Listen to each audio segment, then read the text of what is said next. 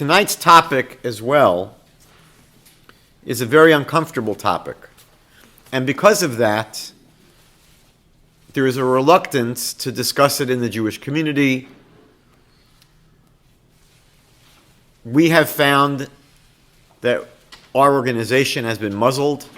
There have been synagogues and organizations in this city that refuse to have us give any programs simply because we discuss the topic of intermarriage and interdating. So it's become a bit of a taboo subject.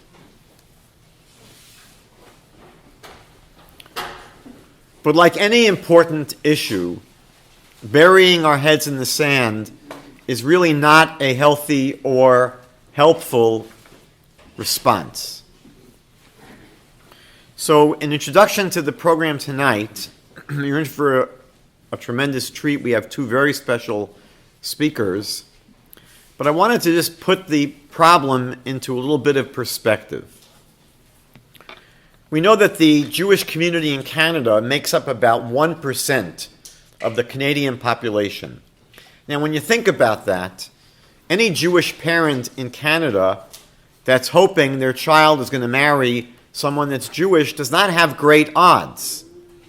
If you send off a young student to a university somewhere here in Canada, the percentage of Jewish students at any university is not extremely high. And so a recent study done here in Canada, it was the 2018 survey of Canadian Jews, found that the national intermarriage rate in Canada is now up to 23%. And among younger people, 18 to 29-year-olds, that rises to 33%. Now, we know that south of the border, which is always a pretty accurate way of seeing what's coming down the pike here in Canada, the numbers are much more alarming. There was an important study that was done by the Pew Research Center back in 2013. It was a study of American Jewry, and it found a general intermarriage rate of 58%. Now, before 1970, it was less than 17%. So by the year 2013, it was over 58%.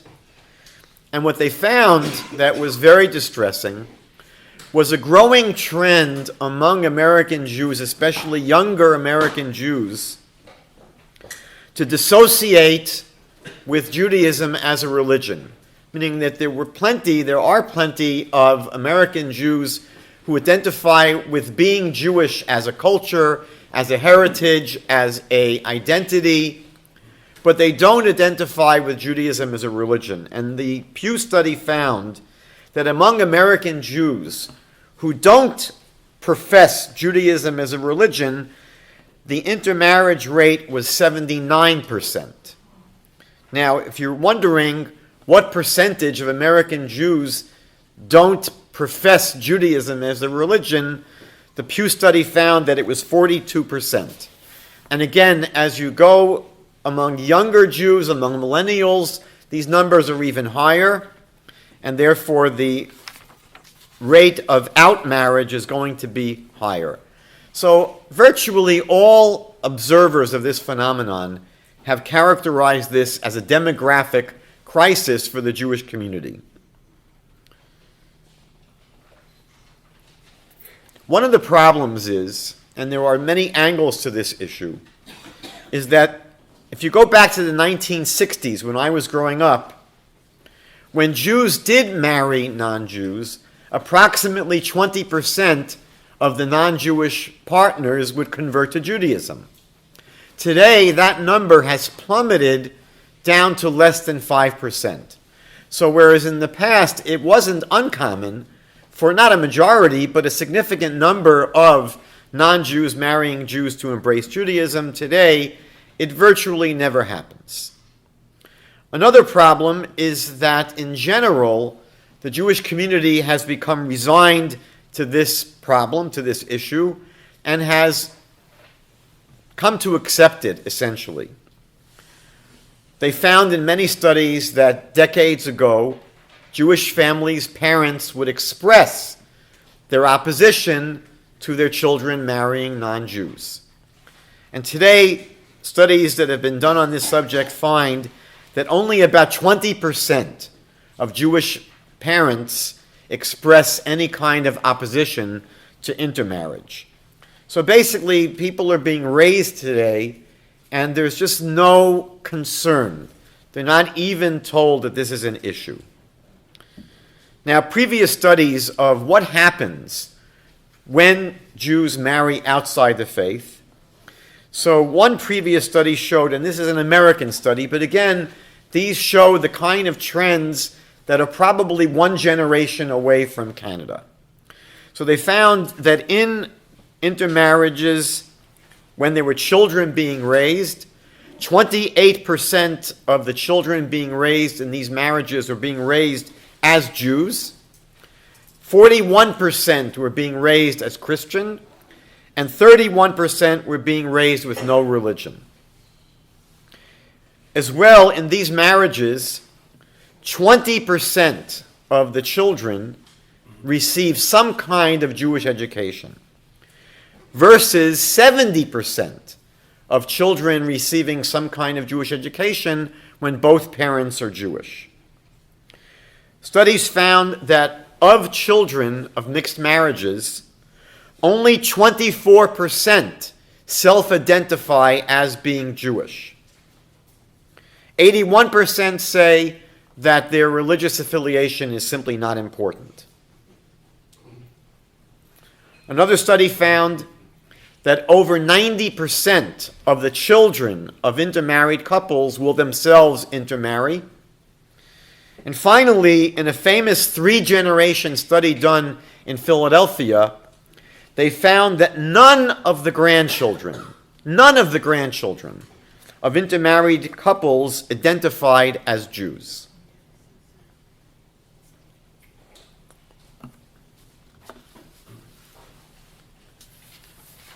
So we have two very special people tonight to address this issue.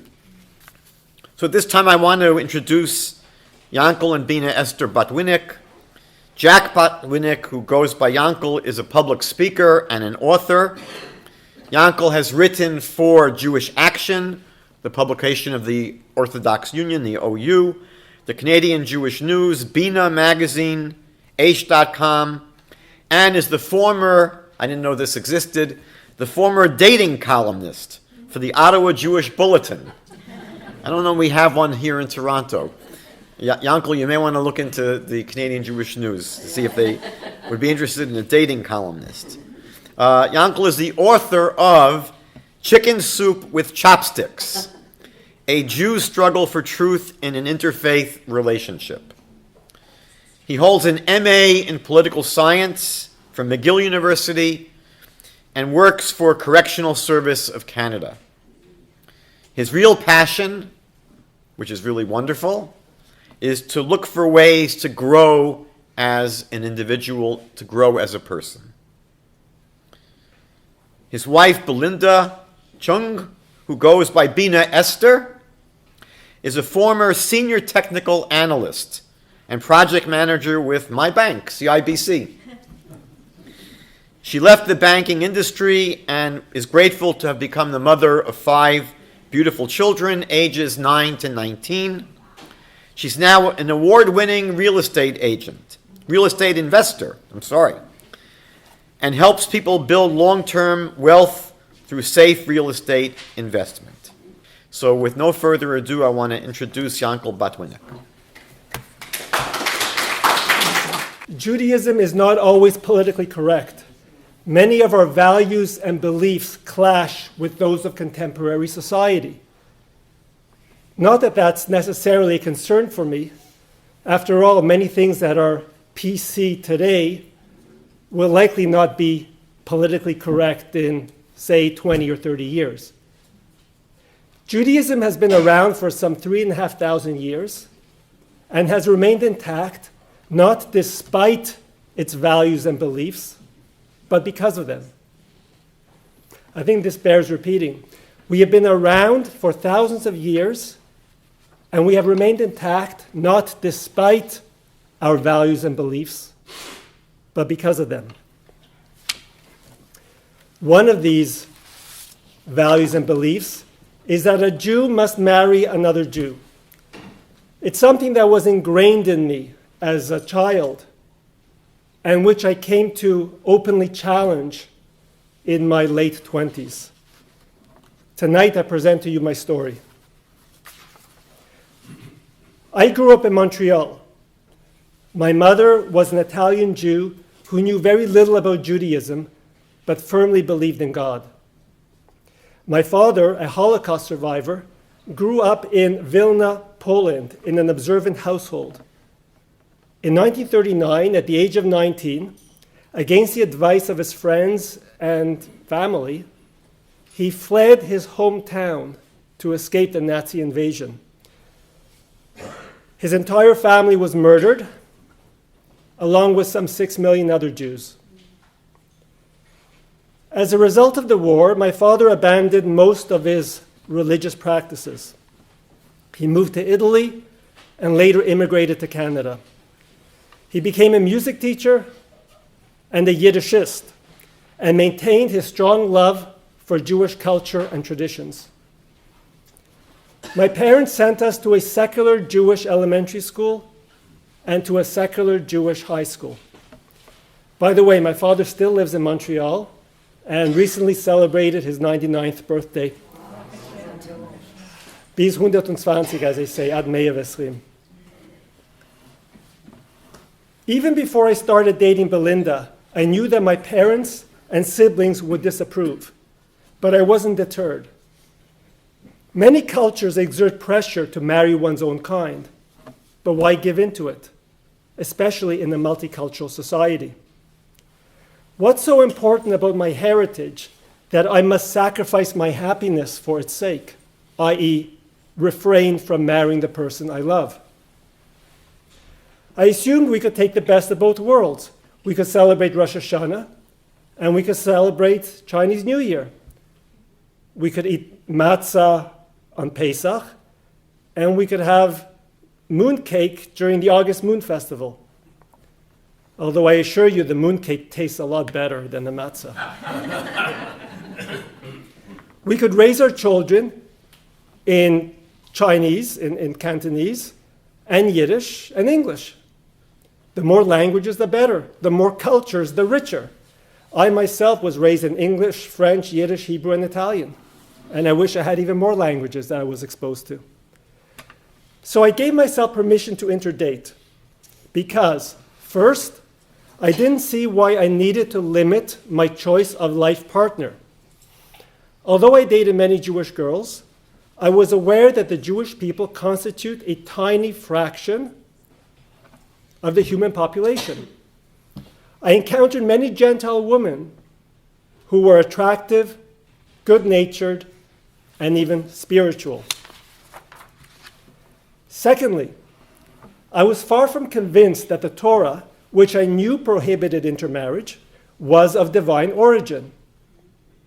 In other words, I didn't think that God really cared whom I married as long as she was a good person. So what happened? Why am I not intermarried? Why do my children attend religious Jewish schools? Like many of my peers, I had an affinity for Jewish culture, and that's where it ended. And like many young Jews, I became interested in philosophy and spirituality. In college, I studied Marxism, Platonism, humanism, feminism, socialism. I wanted to know if any of them was the key to fixing the world. I delved into the teachings of Christianity and Buddhism.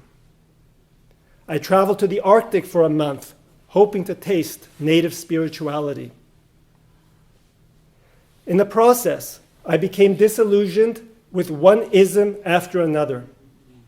And Judaism is an ism that was never even on my radar until I met Belinda.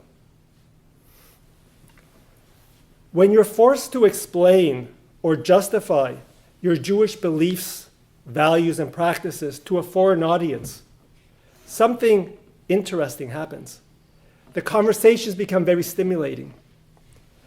My Chinese girlfriend would ask me questions about Judaism, and I'd run and dig up answers. And not just any answers. They had to be the most comprehensive answers possible. In the process of sharing my heritage with her, I discovered more and more of its treasures, treasures that were always hidden in my own backyard.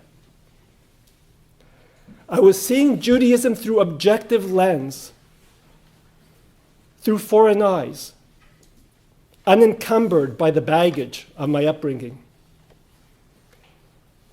So in the space of 4 years, from not even having a mezuzah at my front door, because I thought, what's the point? You know, I'm on my own. I left my home. I was living on my own. Why do I need this mezuzah? Within 4 years, I became my fully Shabbat observant Jew. My interfaith dating journey forced me to unlearn what I thought Judaism was and relearn it with a depth and authenticity that fundamentally transformed my identity as a Jew and as a person. At the same time, I wanted the approval of my parents and my siblings and my Jewish friends. If intermarriage was so disturbing for them, I wanted to understand why. Why did my parents go so far as to disown me? I didn't speak to my father for months. And my mother would only call me rarely, and even then it was only to beg me to end my relationship with Belinda. And here's the thing, they actually liked Belinda. They really liked her very much. The first time I introduced Belinda to them, it was as a friend. Here's my friend. I hid from them the fact that she was more than just a friend. We went out to a nice Chinese restaurant, and then afterwards my father turned to me in private and said, Yankel, I hope you find somebody Jewish like her. I hope you find somebody Jewish like her. Yet neither of my parents were able to give me any convincing arguments as to why I shouldn't marry Belinda. Another thing that fueled my examination of Judaism was the growing and gradual realization that we shouldn't be existing. We should have disappeared long ago, according to all natural laws. I started thinking about the persecutions, reading up about the expulsions, our dispersion across the nations, our tiny numbers. I think 17 or 18 million was the maximum we've ever achieved.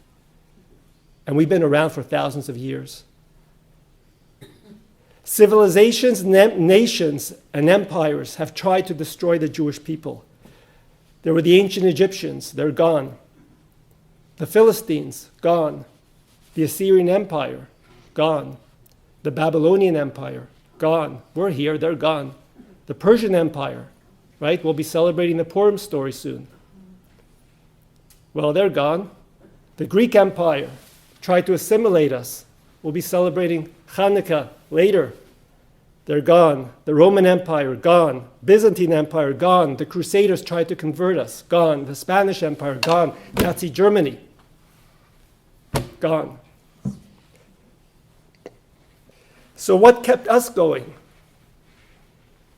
What sustained us? I owed it to myself to investigate Judaism further. In the end, what convinced me that Orthodox Judaism was true? It wasn't one thing. It was an accumulation of evidence combined with real-life experience that led Belinda and me to conclude that Orthodox Judaism was closer to the truth, at least closer to the truth than any other religion. Yes, many practices seem very silly, like the very severe prohibition to not drive to shul on Saturday morning, even if you live miles away. Sounds so irrational. Why would you? The rabbis say it's better to stay home and not go to shul than to drive to shul on the Holy Sabbath. But as we dug deeper and we ask probing questions, even the silliest things began to make a lot of sense. I'd like to share just a few ideas, or many of them, but just a few ideas that helped propel me back to my roots. Number one, Judaism encourages questions. For me, this was a biggie. When I met Belinda, I was immersed in yoga and Hindu philosophy, attending an ashram. Belinda had recently started going to church, and I was glad. I was glad that she was seeking higher truths and meaning. Once we met, I informed her that I was Jewish, and that didn't mean anything to her.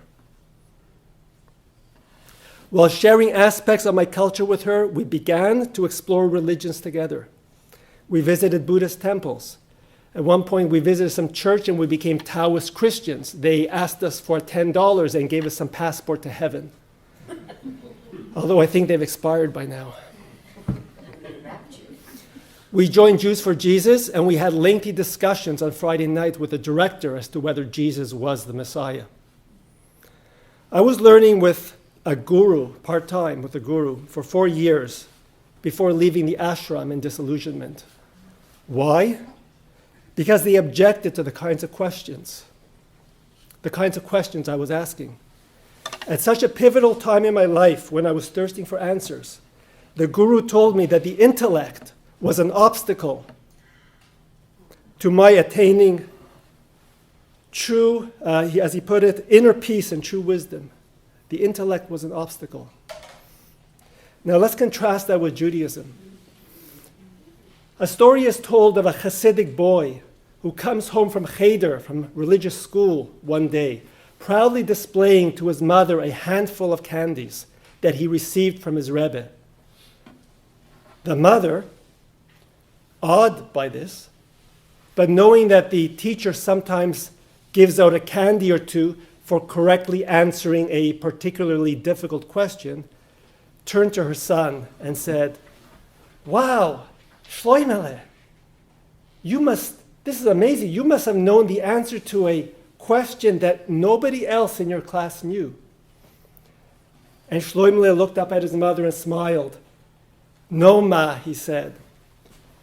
"I was the only one who asked the teacher a question that he couldn't answer."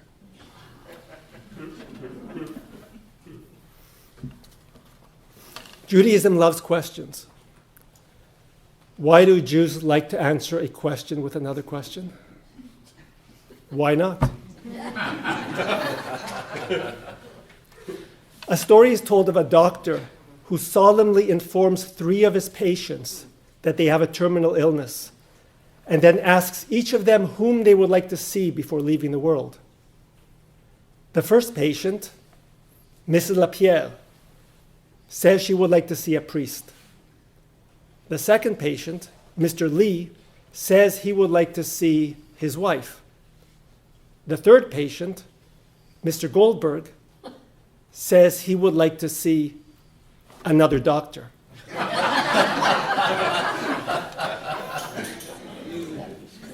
I firmly believe that questioning is the lifeblood of a Jew. Just look at the Talmud, how everything is hyper-dissected, hyper-analyzed. I believe that love of questioning is a reason why the Jewish people have been the founders of many of the world's isms, and why we win something like 1/4 of the Nobel Prizes, even though we comprise a tiny fraction of the population.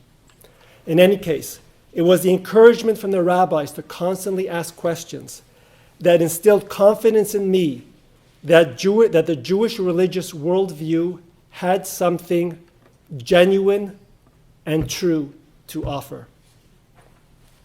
Here's another idea. Judaism applies to every aspect of life. It was eye-opening for me to discover that Judaism, that the Torah, including our oral tradition, reaches into every nook and cranny of human activity, from business transactions to sexual interaction, from raising kids to comforting mourners, from praying to God to protecting our ecosystem.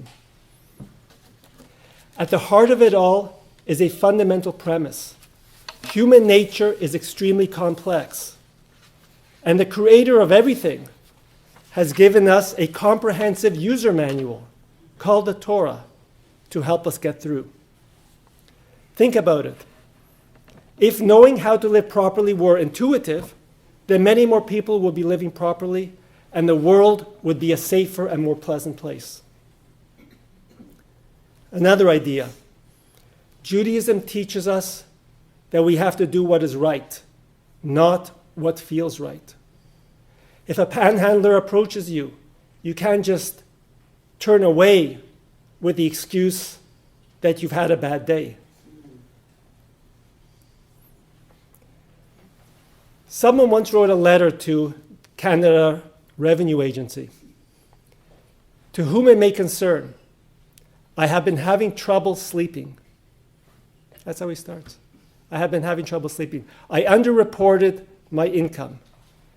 Enclosed, please find a check for $250. Sincerely, John Smith. P.S. If I still can't sleep, I'll send you the rest.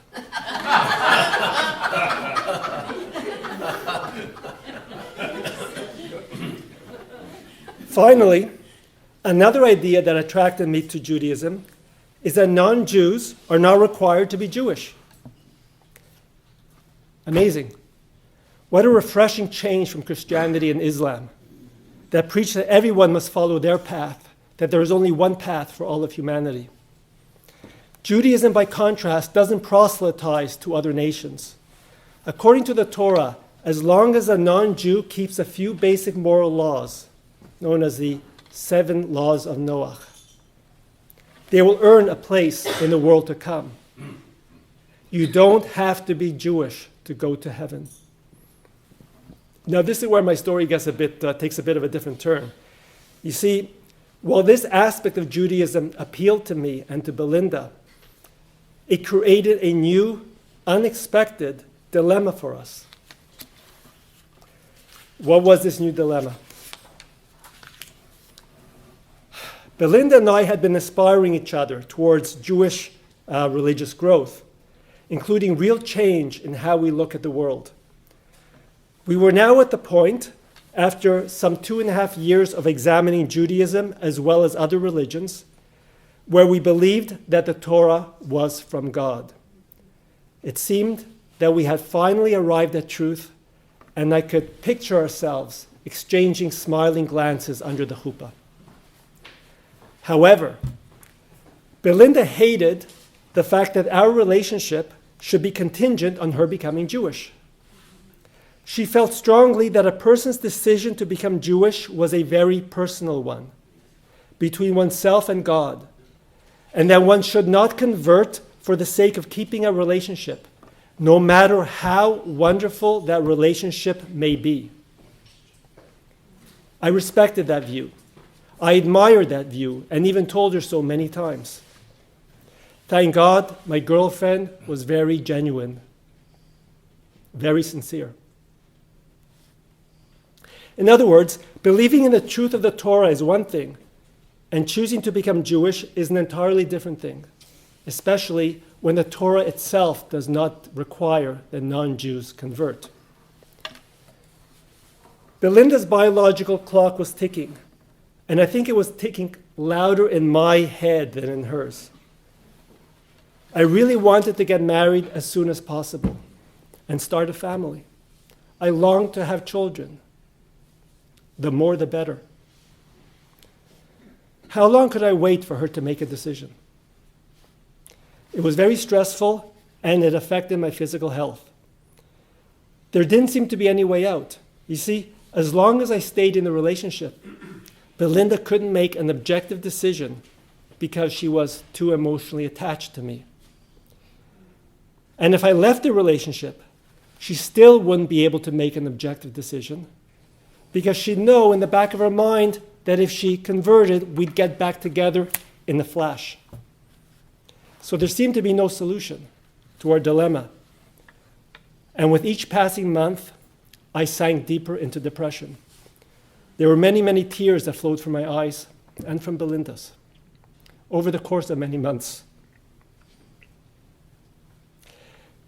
At one point, my girlfriend said to me, "Yankel, if God forbid you died, or if you found out that you were a Kohen, then I would be able to decide. Parenthetically, for those of you who don't know, while Jewish people in general are allowed to marry converts, if a Jewish person is a Kohen, then they are restricted from marrying a convert. So essentially what Bina Esther was telling me, what Belinda was saying to me is, if I was out of the picture, i.e. if, God forbid, I died, or if I discovered that I was a Kohen, then she would be in a position where she could make an objective assessment as to whether she wanted to become Jewish for herself. So what happened next? How do we get out of this dilemma? What eventually helped us was some remarkable advice from the from the rabbis. And it was the Orthodox rabbis. When the Orthodox rabbi, by the way, I started reaching out first to the Reform rabbis, then to the conservative rabbis, and then to the, I guess I needed a sense of, I needed to feel that somebody supported my dating Belinda, so I started with the Reform rabbis, and then I graduated to the Orthodox rabbis. When I talked to the Orthodox rabbis, they told me to immediately end my relationship with Belinda, with somebody non-Jewish, right? Hardly a surprise. But here's the thing. As time passed, some of them said, wait a minute, and cautiously advised me not to be so hasty in breaking up with her. Why? Because these Orthodox rabbis recognized a reality, which was that my relationship with Belinda was a catalyst to my Jewish growth. It wasn't just a spark for my Jewish growth, it was an ongoing catalyst for my continued Jewish growth. This 180-degree turn really surprised me. And of course, I was very pleased to learn that I now had Orthodox rabbinic approval, a heter, as they say, for continuing to date my non-Jewish girlfriend. But wait, these rabbis who advised me to continue dating Belinda threw in a caveat. They made it clear to me that I needed to change the way I dated her. I needed to, quote unquote, date her Jewishly. What? What does that mean, date her Jewishly? Allow me to take you on a brief digression, and it'll become clear what these wise rabbis were advising me to do. Let's take a brief quiz together. Let's imagine that you're in the stage of life when you're dating. Here are 4 questions I'd like you to answer in your head. For each question, there are 2 choices, A and B. Ready? Question 1, why are you dating? A, for companionship, romance, physical intimacy, to learn more about the opposite sex, or to acquire status among your peers. Or B, to determine compatibility for marriage. Question 2, at what age do you think it's best to start dating? A, before one is ready for marriage, i.e. in one's teenage years, so that one can acquire experience. Or B, date only when you are ready for marriage. Use the prior time period to work on your character traits, and grow as a person. Question 3, what should you do on a date? A, have fun, get intimate, anything goes. Or B, stay focused on the purpose of dating. Seek out information that will help you gauge compatibility. Avoid physical contact, which helps both partners maintain a clear head to be able to accurately assess the other. And question number 4, how should you dress on a date? A, the more enticing the better. Expose your body in order to win admirers. Or B, dress modestly. By covering up, there's less of a chance that the person you're dating will fall in love with an outer curvature of your flesh as opposed to an inner quality of your personality. The more times you answered B, the more it can be said that you are dating Jewishly. Here's the basic point. Would you agree that it's wise to tackle anything challenging and worthwhile in life with objectivity, self-discipline, and focus? Well, why should dating be an exception? In fact, it's even more important to remain objective in dating, since the stakes are so high and our emotions can easily get the best of us. Dating Jewishly helps us avoid unhealthy relationships while steering us towards compatible marriage prospects. In other words, how we date is just as important as whom we date. To repeat, if you want to maximize your prospects of finding your match, how you date is just as important as whom you date. Applying this to my situation, Belinda and I had been constantly together. Her siblings used to tease us, calling us sticky rice. After learning what dating Jewishly was, we made a decision to have zero physical contact. It was difficult at first, but we got used to it.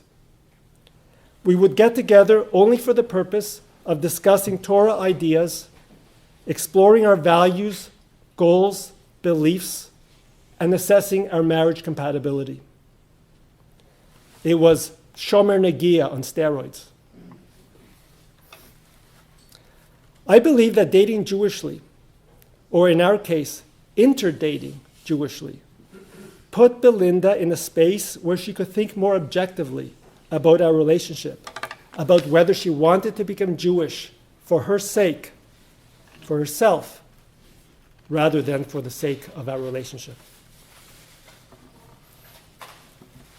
I would like to conclude by sharing several points of advice that I have offered over the years to people who were interdating or considering interdating.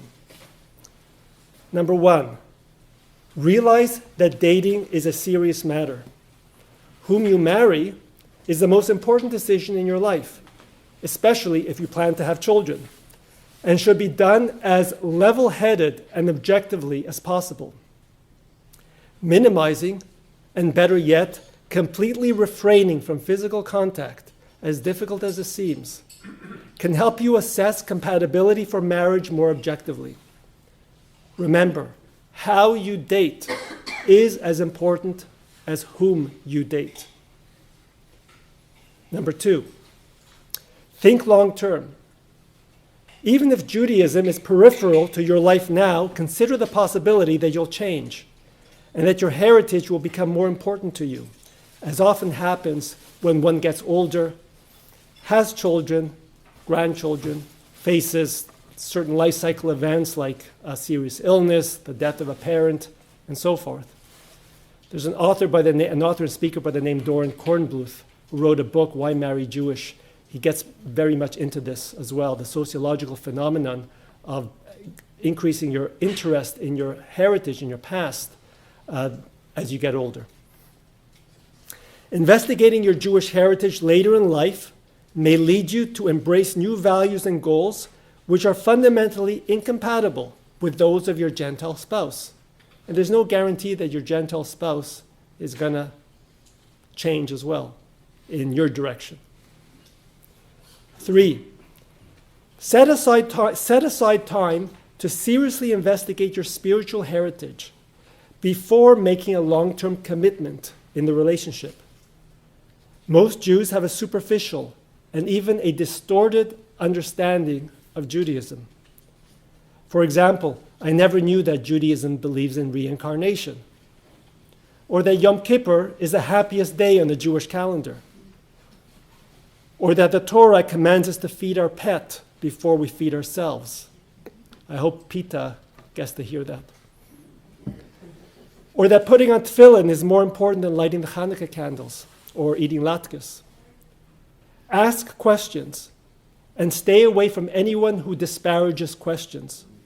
Judaism will demonstrate its validity and its relevance to us if we stand up and challenge our preconceived notions. And finally, you may think that your life is very fulfilling, even spiritual, and that you don't really need Judaism with all its rituals and obligations. To this, I would respond that it's perfectly normal for a person who hasn't experienced something or who doesn't really understand something to not miss it and to be content with what they have. Interdating, ultimately, is not the problem. Interdating is a symptom of a problem, namely Jewish ignorance. When we don't know what it means to be Jewish, there is no reason to stay Jewish, and interdating and intermarriage would seem natural. Tonight's topic, interfaith dating and intermarriage, is not exactly a cheerful topic, right? I think we would all agree, and Rabbi Skobach talked about it at the beginning of how grave the situation is, that interfaith dating more often than not leads to intermarriage, to non-Jewish children, and further disaffection from our heritage. Now, in my case, thank God, the opposite happened. What accounts for the difference?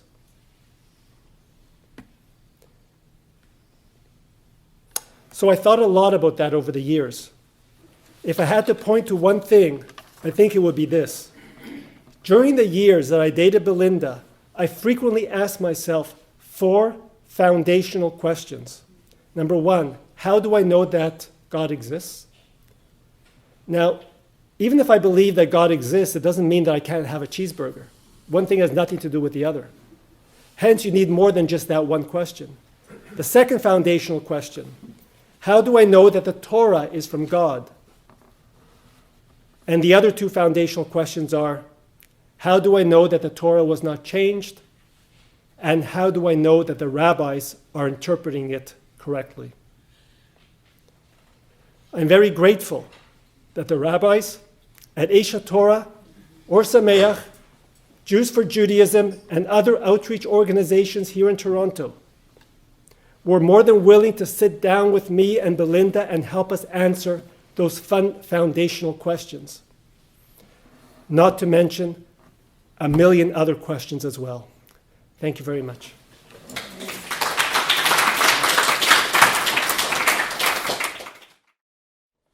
Thank you, Yankel, for that moving presentation and for sharing your journey with us.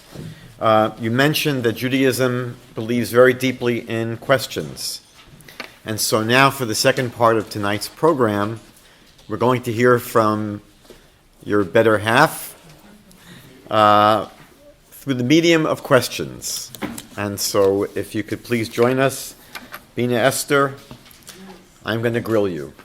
Okay. Oh, we're going to switch? Okay. Okay, Yeah, go. you get the better one. Thank you. All right.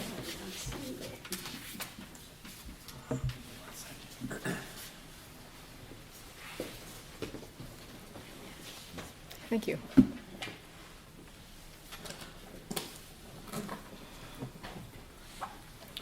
So the first question I want to ask you is if you could share with us a little bit about the kind of religious or spiritual upbringing that you had. I didn't really have much of a religious upbringing. My grandparents were Buddhists, and we had an altar at home, a very big one, where I saw my grandmother did a lot of the worshiping. My mother helped maintain it, and we kids, we helped with the incense and also folding joss paper when we were asked to. Then I attended a Catholic elementary school, so I learned about Jesus and some of the stories. But I never knew that Jesus was Jewish or vividly learning anything about the Jewish people. So, and also at that point of my life, religion was not important to me. So even if I was taught, it was never retained. To me, religion was something that the mentally weak needed to help them get through life. It wasn't true, and is ultimately a waste of time. And growing up in Hong Kong, I think I can overgeneralize and say that the religion that many people worshipped, me included, was financial success. Yeah. Okay, that's why on the American dollar it says "In God We Trust." Yeah, I guess so. Okay. So my second question has two parts. The first part of this question is in terms of how much you knew about Judaism, or what did you know about Judaism prior to meeting Yankel, and what was your perception of Jews, just Jewish people, when you were growing up in Hong Kong? Okay, I'm going to answer the second one first. I had no perception. I did not know anything about Judaism before I met Yankel. And despite my Catholic schooling, I don't remember learning anything about the Jewish people except the fact that the Jews killed Jesus. And they were among the ancient groups of people in the past. I did not know there were still Jews today. So when Yankel told me he was Jewish, it didn't mean anything. It meant nothing to me. I was extremely ignorant of the Jewish people and Judaism. So in your relationship with Yankel, we heard already that there were challenges, but I'm interested in understanding, were there any spiritual challenges for you in the unfolding of that relationship, of your relationship with Yankel? Yes, there was. It was tough. That was the only time in my life that I experienced physical pain when I thought about the relationship and what we were facing. In a nutshell, I got introduced to Torah Judaism through dating Yankel, and I really liked the learning, even though I find the rituals and the language a bit alienating. I still remember the emotion I had one time when I sat at a lecture given by Rabbi Mordechai Becher of Osameach at the time. And I felt very angry, thinking that this little group of Jews possessed so much great knowledge, and that the rest of the world had no access to it. The ultimate challenge boiled down to the fact that whether I wanted to convert. And I really hated the idea that I should convert because of Yankel. If there is a God, and Torah is true, then my conversion will be between God and me, not Yankel. And if there isn't a God or Torah isn't true, then to convert is pointless. And even Judaism itself does not demand people to convert to Judaism, and I was perfectly fine the way I was for myself. So it was very hard for me to discern my true intention, whether I was doing all this because of the relationship or whether I was doing this for myself. So it was very confusing. So now for, I guess, a difficult question, which is, we've heard that this process of thinking about converting was difficult. It was a very difficult and struggle. So could you share with us what really, or was there anything in particular that helped you finally decide that this is something that you wanted to pursue for your own sake?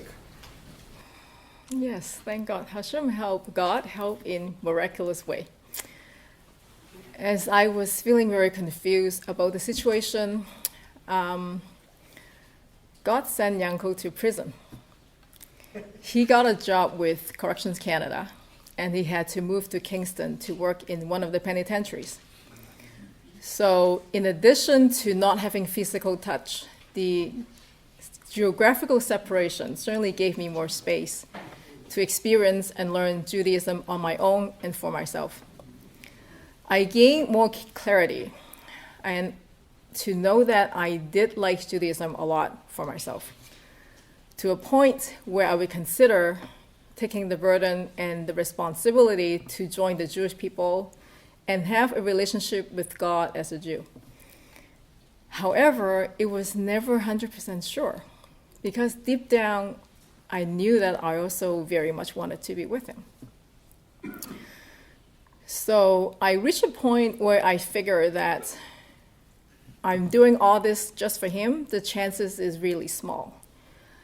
And I felt comfortable enough to trust that I was doing it for myself. And that's when I decided to convert.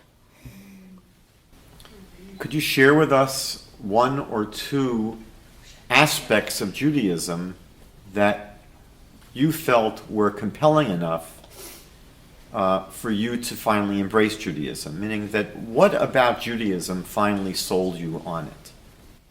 I really loved the logic. When I was sitting and learning from different rabbis, the logic just clicked with me. It makes sense. I did not like the language, like Hebrew sounded like Japanese to me initially.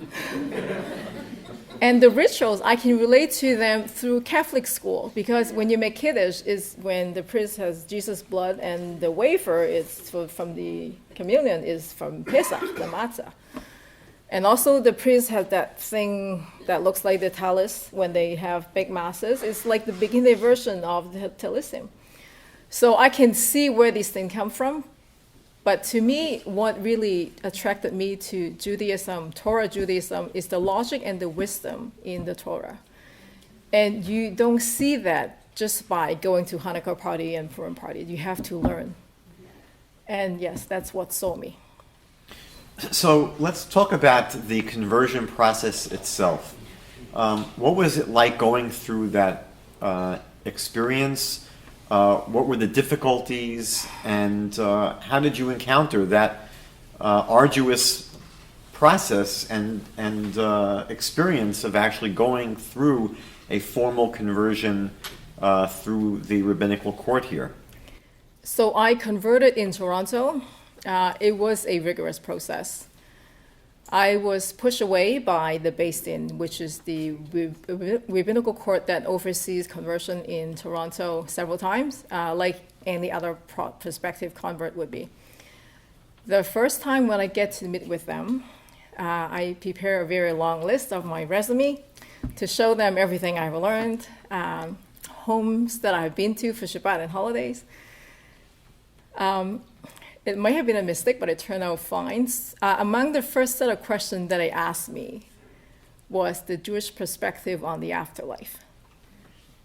And God helped again, because not too long prior to that meeting, I attended a class by Reverend Lord Botwinik of the village at the time on the exact same topic. So the information was very fresh on my head, and I think I did okay. The formal conversion took about 1 year. But prior to that, I think Yankel and I have been learning for about 3 years. I was sent to learn with a teacher who specialized in teaching convert one-on-one, and I continued to meet with the Beis Din about once every 2 weeks, with Yankel driving in from Kingston to join us from time to time. The final exam was a 21 hours written exam. It's the longest exam I have ever written. It was 7 hours a day, 3 days in a row. There were many open-ended questions, so I just took my time and wrote to my heart content, and yeah, so. I wonder if I could pass that test. Yeah. Well, and not only that, after the exam, the Rabbi spent time with me going through my whole paper. It was, yeah. So after your conversion was completed, did you experience any challenges fitting into the Jewish community or being accepted into the Jewish community? Thank God, no. We are generally very accepted by the Jewish community. I do get funny glances at times, but I guess the fact that I look very differently, it is somewhat understandable. I was mistaken as the nanny for my own kids.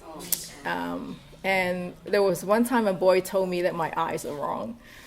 But other than that, nobody was mean. And in fact, some very good friends would emphasize and tell us how special converts are in Hashem's eye, that the Torah commanded us to love convert more times than to loving normal born Jews. So yeah, we feel very loved and welcome. I think this is especially true when somebody gets to know us and our family. So yeah, no, we have no problem, thank God. At this stage in your life, would you say that Chinese culture and language has any importance to you, or what place does it have for you at this stage in your life? It is important to me. My Chinese culture is important to me because I grew up with it. But I have to say my family, the people, my family and my friends, they are more important to me than the culture. I'm grateful that I know many things Chinese. And my family certainly picks and chooses what we like about the Chinese culture and incorporate that into our Jewish lives. So, for example, we will make Chinese cholent for Shabbos, and we'll have Chinese hot pot in the sukkah. I teach the kids how to write Chinese and speak to them in Cantonese. They also attended Cantonese Cantonese summer camp. So they learn about dragon dance and kung fu and Chinese art. So it's a lot of fun. It certainly enriches our lives. However, there isn't any intrinsic significance in the culture that would make me want to help preserve it or fight for it. And I don't think I am unique in this regard among the Chinese. The Chinese culture evolves over time. So whatever new things or new ways of doing things that get popular and become adopted by the majority becomes part of the new culture. So, but on the other hand, Torah Judaism is different. It has intrinsic significance because it's God-given and is eternal. So at this point, Torah to me is more important than my Chinese culture, but I'm grateful that I have it in my life.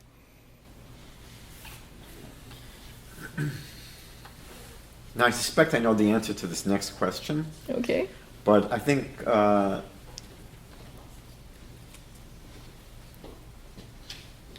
don't want it to be a yes or no question, but really a chance for you to reflect a little bit on you described that it was a difficult process both to decide to finally convert, and actually the process itself was not difficult. But I'm just wondering, during that process, and maybe even afterwards, were there ever any moments of regret that you had in making that choice? You mean to convert? Yes. Yes, I do. If I could comprehend Judaism the way I do now then, I wish I had converted earlier. The period of indecision was somewhat painful. It was confusing and at some level unnecessary. I can see that I needed the experience and the time at that time to make an informed decision. So I appreciate it looking back, I guess. But if I could have shortened it with proper foresight, I would have. Now, a friend of mine just posted on Facebook a wonderful video that was entitled, "What Not to Ask a Jew of Color." And the next question, I think, is what I would actually put on a list of what not to ask people who convert to Judaism. But we're going to ask it anyway. Okay. Because I think this applies to people like myself as well who embrace Judaism later in life. Do you ever miss pork or non-Jewish food at this stage in your life? I don't miss the taste of pork or seafood. I miss more the dark leafy greens that I now choose not to spend time washing and checking because of bugs. And I miss the convenience of able to just go and eat anywhere I go. So when we used to live in Ottawa, the kids know whenever we go out, even to a mall, if we will be spending a few hours, we have to bring everything, all the lunches and supper for the whole family. We call that urban camping. So I think I miss more the convenience than the taste. And keeping a kosher diet, I I feel that it gives me mental clarity that I didn't have before. So as a whole, I think I gain something more important by giving up something trivial. So it's good. If you could share with us, of all of the holidays we have in our rich Jewish calendar, which is your favorite holiday and why? I love many Jewish holidays. You have to choose one. I know. I like the meaning of many of them. And there are just so many layers of understanding of the holidays. And Jewish holidays are also unique. They're not just things that we do because everybody else does, and we feel the peoplehood, or things we do to commemorate what happened in the past. At least that's not the only reason. Jewish holidays are tools that Hashem, God, gave us, or gives us, to tap into the right spiritual energy at the most opportune time of the year to help improve ourselves. So, yeah. I guess if I have to pick one, I would say sukkahs. I like being in a sukkah even the very first time I sat in one, not knowing what that was. And I like the meaning of the holiday. It has to do with bitachon, which is trust in Hashem, and also the unity of the Jewish people when you shake the Lulav and Esrog. And again, there's just so many levels of understanding. In recent years, I was able to learn more about the spiritual effects of the holiday sukkahs. And if you believe that there is a physical reality that we can see, right, and then there's also a spiritual reality that we cannot see but is there, there's a whole lot of bracha, blessing, that actually flows through the sukkah to us during sukkahs. So I love it even more. Okay, the next question is one I really like to ask both of you, but you're here now, so Okay. You'll speak on behalf of your husband. If you could share with us a little bit about your experiences raising your beautiful children. Oh, thank God. Hashem helps. I'm glad they came one at a time. But thank God, the community that we lived in Ottawa, they are very supportive. We got a lot of help. We used to live on the 8th floor when we first moved to Ottawa. So with the stroller and everything on Shabbat is quite hard. But thanks to the community, I can't say anymore. It's just fantastic being Jewish. There's no other people that I know of. You can just pick up and go someplace, find another Jewish family, and go sleep and eat it in their house. The Chinese don't do that, and I'm not aware of other people do that. We Jews do that because we're all family. And in Ottawa, thank God, the community was very welcoming, very helpful. And yeah, and the kids, thank God, they also helping. The older ones help with the younger ones. So I have no complaint. Thank God, I'm blessed with very good children and a very helpful house husband. Okay, my last question. We heard from Yankel on this topic, but I'd like to ask you, what advice would you give to someone who is in the middle of interdating? I need to know the person or the couple well enough to give sensible advice. I think the subject is very personal. I can say that if you haven't started, please don't, because it can lead to a lot of headache and heartache.